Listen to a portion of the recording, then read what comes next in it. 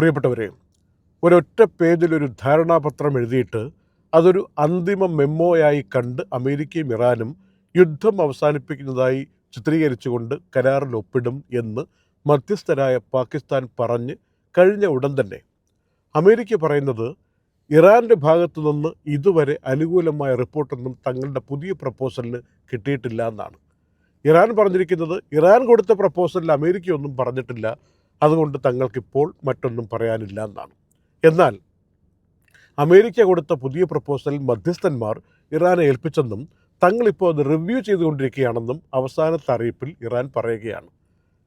ഈ റിവ്യൂ 48 മണിക്കൂർ കൊണ്ട് തീർന്നില്ലെങ്കിൽ, അന്തിമ കരാറിൽ ഒപ്പിടാൻ വേണ്ടി ഇറാൻ മുന്നോട്ട് വന്നില്ലെങ്കിൽ, ഫെബ്രുവരി 28 എന്താണോ നടത്തിയ ആക്രമണം, ആ ഒരു എപ്പിക് ഫ്യൂറി അതിൻ്റെ 10 മടങ്ങ് ശക്തിയിൽ വീണ്ടും നടത്തും എന്ന് ട്രംപ് ഇപ്പോൾ ഈ മെയ് 6-ാം തീയതി വൈകുന്നേരത്തോടു കൂടി പ്രഖ്യാപിച്ചിരിക്കുകയാണ്. എന്നാൽ പരസ്പര വിരുദ്ധമായിട്ടുള്ളൊരു കാര്യം അമേരിക്കയുടെ തന്നെ വിദേശകാര്യ സെക്രട്ടറി മാർക്കോ റൂബിയോ പറഞ്ഞിരിക്കുന്നത് 28 ഫെബ്രുവരിക്ക് ആരംഭിച്ചിരിക്കുന്ന അതിശക്തമായിട്ടുള്ള എപ്പിക് ഫ്യൂറി എന്ന് പറയുന്ന പേരിലുള്ള ആ ഒരു ആക്രമണം അത് അവസാനിച്ചു എന്നാണ്. ഇപ്പോൾ ലോകത്ത് മാധ്യമങ്ങളും നിരീക്ഷകരും ഇതിലേതൊക്കെയാണ് വിശ്വസിക്കേണ്ടത്?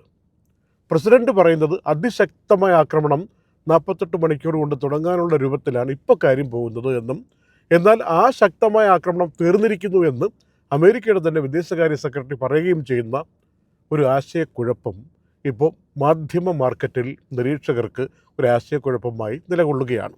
യുദ്ധം തുടങ്ങുന്നതിന് മുമ്പ് ഉണ്ടായിരുന്ന വിഷയങ്ങളും ആ പ്രശ്നങ്ങളും ഒക്കെ മാറിയതുപോലെയാണ് ഇപ്പോൾ ഓരോരുത്തരുടെ അഭിപ്രായങ്ങൾ കേൾക്കുമ്പോൾ തോന്നുന്നത്. എല്ലാവരും ഒന്ന് ഓർമ്മിച്ച് നോക്കൂ, ഇപ്പോൾ ഒറ്റ വിഷയമാണ്. ഹോർമൂസ് കടലിടുക്ക് ഗതാഗതത്തിന് വേണ്ടി സമ്പൂർണ്ണമായിട്ട് ഇറാൻ തുറന്നു കൊടുക്കുമോ? തുറന്നു കൊടുക്കുമെങ്കിൽ പ്രശ്നമൊന്നുമില്ല, അവിടുത്തെ ബ്ലോക്കേഡ് മാറ്റിക്കൊണ്ട് അമേരിക്കൻ സേന മാറിപ്പോകും.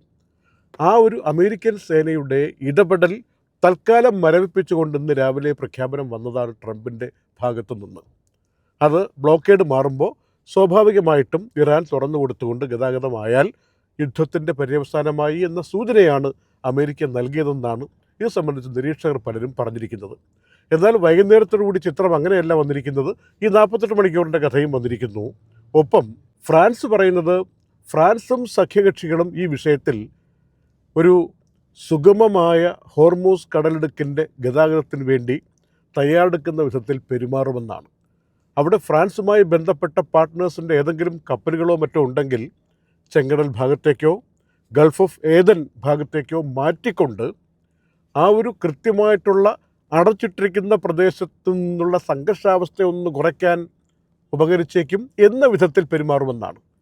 ഇതിലൊക്കെ ആര് പറയുന്നത് എങ്ങനെ വിശ്വസിക്കണമെന്നറിയാതെ ഒരാശയക്കുഴപ്പം ഇപ്പോൾ നിലനിൽക്കുന്നുണ്ട്. ഒരു കാര്യം ഉറപ്പാണ്, ഇനിയിപ്പോൾ ഹോർമൂസ് കടലിടുക്കിൻ്റെ വിഷയത്തിൽ മാത്രമായി വീണ്ടും ഈ യുദ്ധത്തിൻ്റെ ഗതിവിഗതികൾ മാറിപ്പോകുന്ന ദൃശ്യമാണ് നമ്മൾ കാണുന്നത്.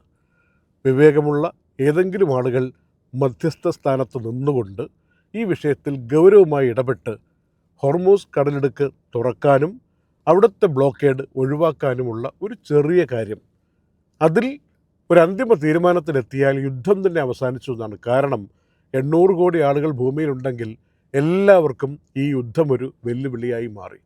എന്തിനു വേണ്ടി യുദ്ധം ആരംഭിച്ചു എന്ന ചോദ്യം ഇപ്പം മൂക്കത്ത് വിരൽ വെച്ചിട്ട് ഓരോരുത്തർ ആലോചിക്കുകയാണ്. എന്തിനായിരുന്നു യുദ്ധം ആരംഭിച്ചത്? എന്നിട്ട് ഇവിടെ ഇപ്പോൾ ലോകം എവിടെ നിൽക്കുന്നു? ഇത്തരം കാര്യങ്ങളിൽ ഒരു പരിഷ്കൃത സമൂഹത്തിന് ചേരുന്ന സംവിധാനത്തിലേക്ക് പോകാൻ ലോകത്തെ ഏറ്റവും പ്രധാനപ്പെട്ട രാജ്യങ്ങളിലെ പല ഭരണാധികാരികൾക്കും വിവേകമുണ്ടാകണം എന്ന പ്രാർത്ഥനയാണ് ഇപ്പോൾ ലോകം മുഴുവനും നിന്ന് വന്നുകൊണ്ടിരിക്കുന്നത്.